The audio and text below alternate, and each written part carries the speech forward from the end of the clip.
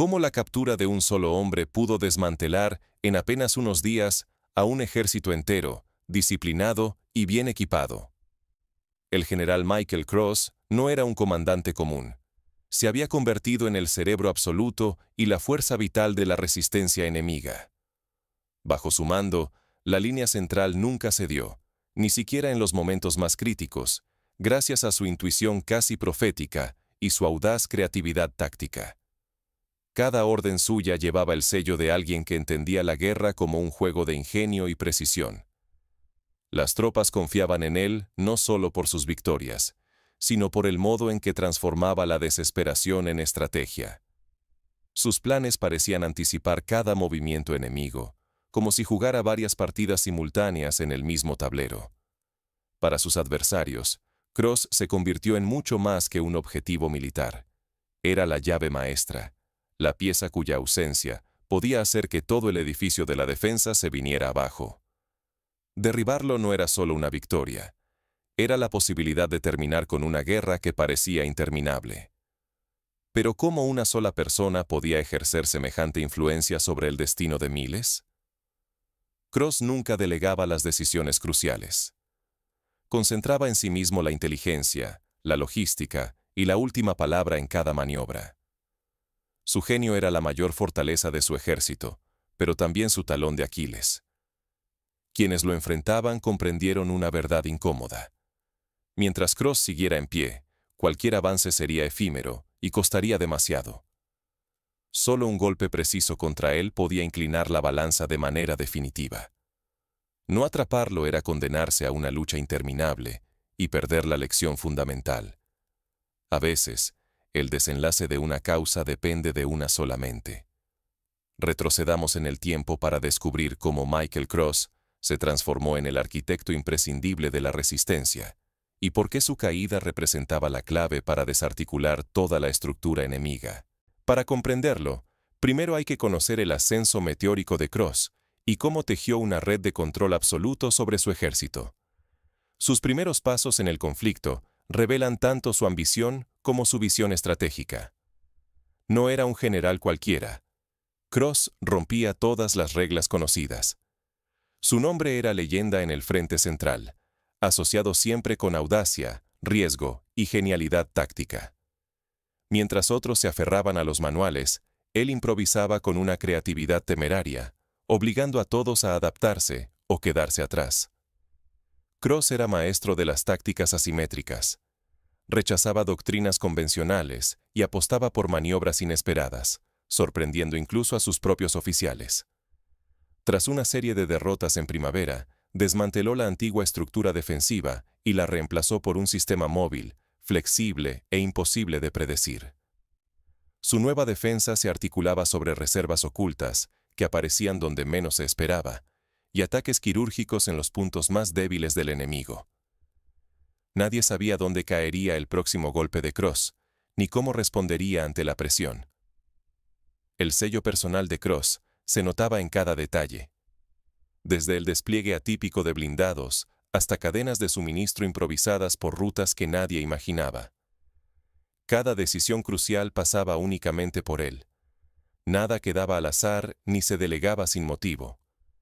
Esta toma de control absoluta era su mayor fortaleza, pero también su mayor vulnerabilidad. Si Cross caía, o mejor aún, si era capturado, el mando enemigo se desmoronaría como un castillo de naipes. Sin su visión y control, la resistencia perdería cohesión en cuestión de horas. Los analistas pronto identificaron el centro de gravedad del adversario. Cross no era solo un líder, era el pilar de toda la estructura enemiga. Neutralizarlo no era solo una táctica, era una cuestión de supervivencia y eficiencia. Mientras Cross siguiera al mando, cada metro avanzado costaría vidas y recursos desproporcionados. Luchar contra él era como pelear contra una sombra. El precio era altísimo y los resultados, inciertos. Por eso la misión quedó clara. Había que localizar a Cross, atraparlo y derribar así todo el sistema enemigo de un solo golpe. Solo faltaba iniciar la cacería del general más esquivo del frente. La búsqueda de Cross no sería sencilla. Cada pista estaba envuelta en engaños y cortinas de humo. Pero el reloj corría, y cada segundo jugaba en su contra. No todo era músculo. La verdadera batalla comenzó en la sombra digital. Encontrar a Michael Cross era como intentar atrapar el eco de un susurro.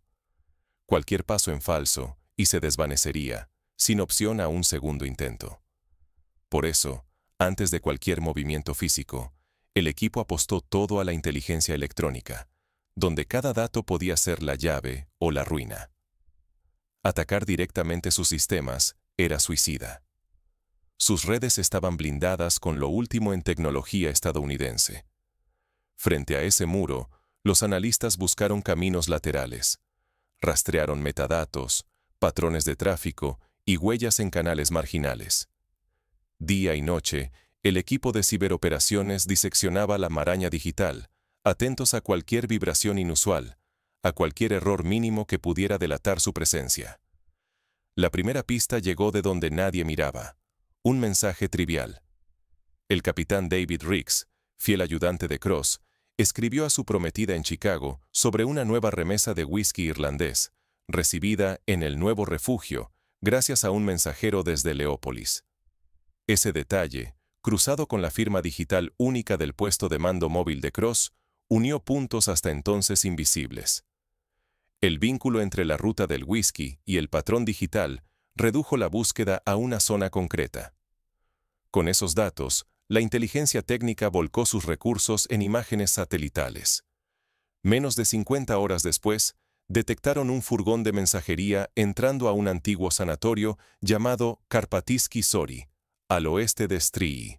Pocos minutos tras su partida, la misma firma digital de Cross se activó en ese cuadrante. Por fin, el fantasma tenía una sombra. Pero la certeza digital no bastaba. Había que confirmar, sin margen de error, quién se ocultaba dentro. La agencia activó entonces a su residente clandestino más veterano, Stranik, quien operaba bajo la fachada de empresario local. Su misión: infiltrar agentes y cartografiar cada rincón del sanatorio sin levantar sospechas entre los guardias de Cross. El primer infiltrado, apodado Jäger, era un cazador experto en los bosques de la zona. Durante 2 días se deslizó entre árboles y sombras, localizando puestos de guardia, cámaras y sensores de movimiento. Su reporte permitió dibujar el perímetro exacto de la seguridad exterior. La segunda agente, una repartidora de víveres, tenía acceso directo a los pedidos del sanatorio. Ella comprobó que el volumen de alimentos y productos de lujo, como el famoso whisky, no se correspondía con una clínica común.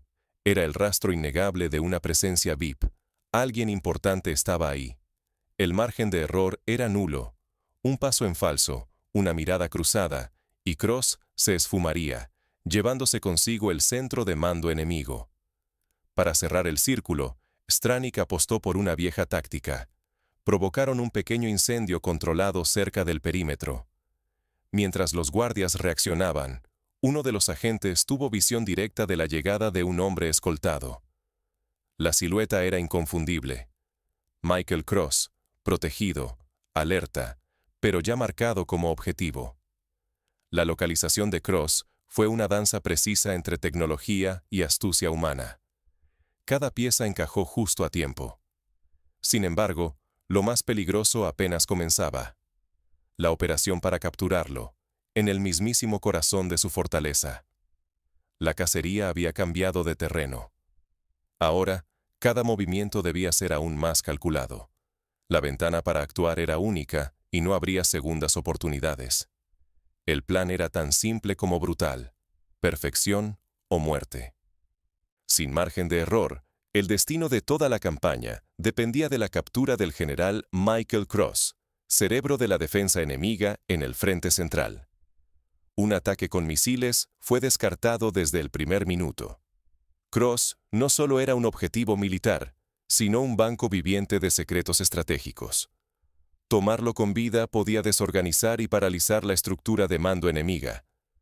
La operación se diseñó al milímetro. Un asalto nocturno, ejecutado por un equipo entrenado para moverse como sombra entre sistemas de seguridad avanzados y patrullas armadas. Cada paso fue ensayado hasta el agotamiento. la paciencia y la coordinación absoluta eran la única garantía de éxito. El avance fue tan silencioso que el enemigo apenas tuvo tiempo de entender lo que ocurría. Cuando el primer grupo cruzó el perímetro, cada movimiento estaba cronometrado. En menos de 2 minutos, toda resistencia dentro del edificio fue neutralizada sin que nadie alcanzara a activar la alarma. Pero el momento más peligroso llegó en la retirada. Con Cross ya controlado, el equipo fue interceptado por refuerzos enemigos.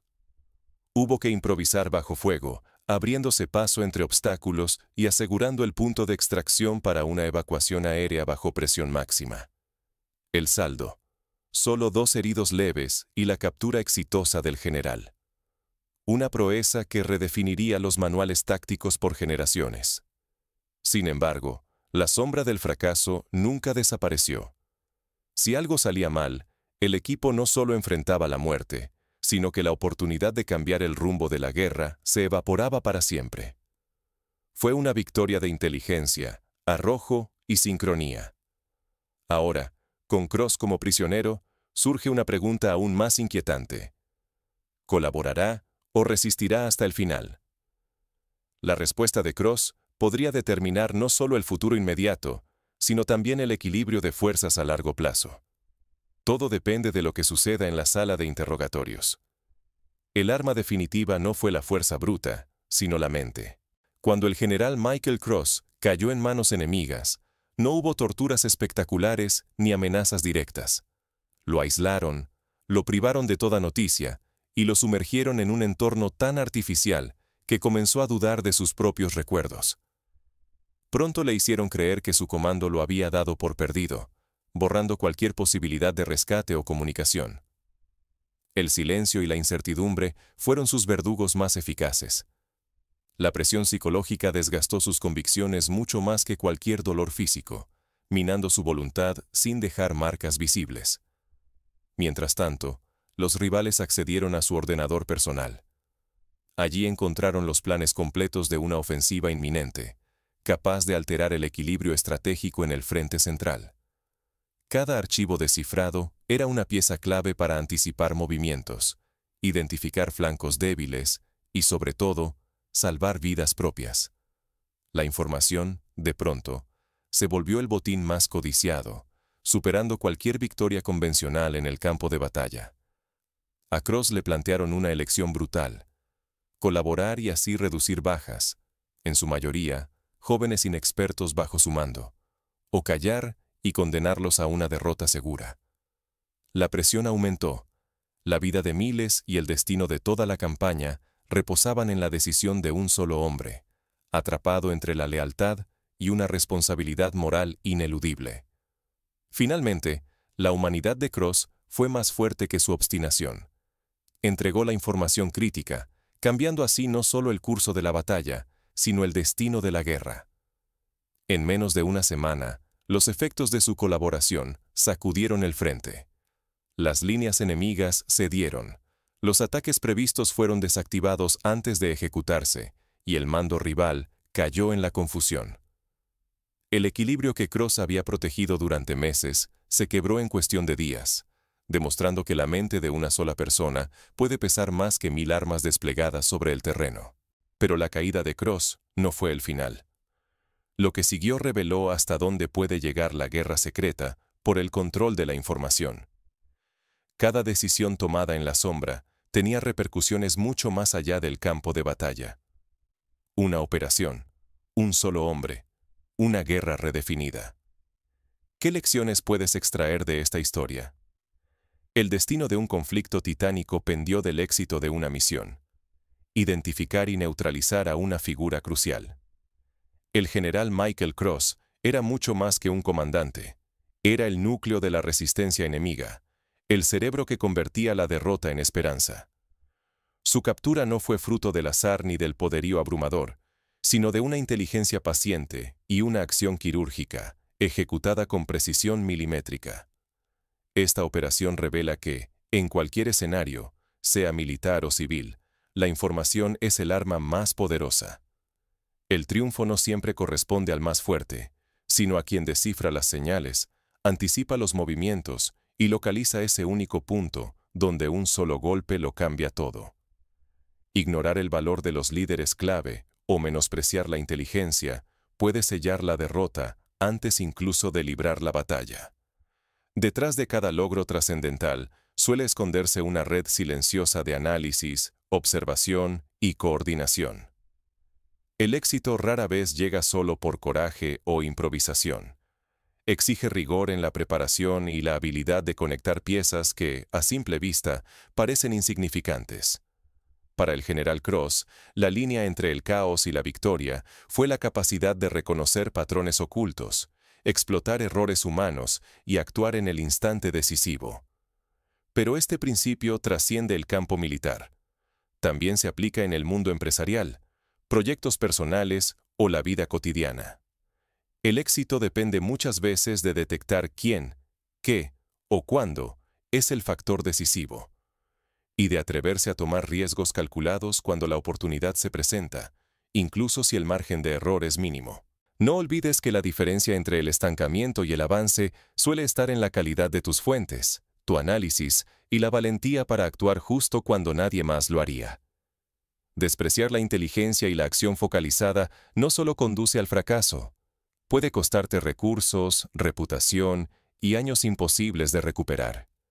Así se cierra el círculo. La clave para transformar cualquier resultado reside en la inteligencia, la observación y la acción precisa. La próxima vez que te enfrentes a un desafío monumental, pregúntate, ¿has identificado el verdadero centro de gravedad de la situación? ¿Y estás listo para actuar sobre él? Pero para entender la magnitud de lo que ocurrió con la captura de Michael Cross, es útil comparar este caso con otros momentos históricos en los que la neutralización de un solo líder cambió el curso de una guerra o de un conflicto. Por ejemplo, durante la Segunda Guerra Mundial, la captura o eliminación de altos mandos en operaciones especiales, como la famosa Operación Valquiria, buscaba un cambio radical en la dirección del conflicto. Aunque la Operación Valquiria no tuvo éxito, demostró que la estructura de poder puede tambalearse peligrosamente cuando su centro es removido. En la historia moderna, el caso de la captura de Saddam Hussein en Irak, en el año 2003, también sirve como paralelo. Aunque el sistema iraquí era más institucionalizado y menos dependiente de una sola persona que el mando de Cross, la caída de Hussein produjo un vacío de poder inmediato y una desorientación profunda en las fuerzas que le habían sido leales. Los primeros días tras su captura estuvieron marcados por el caos, la confusión y el reacomodo de facciones, lo que demuestra cómo la eliminación de un líder central puede tener efectos sísmicos. En el mundo empresarial, también se han visto ejemplos notables. Cuando Steve Jobs fue apartado de Apple en los años 80, la empresa perdió su rumbo estratégico y creatividad, hasta que su regreso años después devolvió la innovación y el liderazgo que la caracterizaba. Al igual que Cross, Jobs concentraba en sí mismo la visión, la estrategia y la capacidad de tomar decisiones cruciales bajo presión. Su ausencia mostró cómo la pérdida de una sola mente puede afectar a toda una organización. Volviendo al campo militar, la centralización extrema del mando, como la practicada por Cross, tiene ventajas y desventajas. La ventaja es la agilidad. Las órdenes fluyen rápido y la visión del líder se imprime sin diluciones. Pero la desventaja es la fragilidad. Si el líder cae, no hay red de sustitución ni dispersión del conocimiento. Esta lección fue aprendida por los alemanes en la Segunda Guerra Mundial, cuando la muerte de Rommel en el frente occidental dejó un vacío táctico y moral entre las tropas alemanas. Para evitar este tipo de vulnerabilidades, muchos ejércitos modernos han implementado el llamado mando por misión. Este sistema, practicado por los alemanes bajo el nombre de Auftragstaktik, distribuye la iniciativa y la responsabilidad entre los oficiales subalternos. De este modo, si el comandante principal cae, la operación puede continuar. Sin embargo, en el caso de Cross, su genio y su carácter hicieron imposible delegar. Él era el sistema. En operaciones de inteligencia, la captura de un líder como Cross requiere una combinación de medios técnicos y humanos. En la década de los años 70, la caza del terrorista Carlos el Chacal implicó años de seguimiento electrónico, infiltraciones, sobornos y cooperación internacional. El desenlace dependió de una pequeña pista, una llamada telefónica rastreada por la inteligencia francesa en Khartoum, Sudán. Lo que parece un detalle insignificante, como un comentario sobre whisky en el caso Cross, puede convertirse en la clave de toda una operación. Para los equipos que buscaron a Cross, la paciencia era fundamental. Cada noche, los analistas revisaban miles de líneas de metadatos, buscando patrones en los horarios, en los tipos de mensajes y en las rutas de mensajería. Por ejemplo, si durante 3 noches seguidas se activaba la misma firma digital en una zona rural, eso podía indicar la presencia de un puesto de mando móvil. No era solo cuestión de tecnología. Hacía falta intuición y experiencia para distinguir lo importante de lo trivial. En el terreno, los agentes humanos debían actuar con la máxima discreción. El cazador apodado Yeguer no solo vigilaba los movimientos de los guardias, sino que anotaba los cambios en los turnos y el color de los uniformes, pues un cambio de uniforme podía indicar la llegada de refuerzos o de un visitante importante. La repartidora de víveres anotaba cada marca de productos de lujo y su frecuencia. De este modo, la suma de pequeños detalles construía el mapa invisible de la presencia de Cross. Cuando se desencadenó el asalto, el equipo de operaciones especiales sabía que no podía fallar. Cada miembro del escuadrón había ensayado el recorrido del edificio en una réplica exacta, montada en un almacén secreto. Se cronometraban los movimientos, se simulaban fallos de comunicación y se preparaban rutas de escape alternativas. En la historia de las fuerzas especiales, solo operaciones como la liberación de rehenes en Entebbe en el año 1976 han requerido un nivel de perfección similar. Una vez capturado Cross, la fase psicológica comenzó.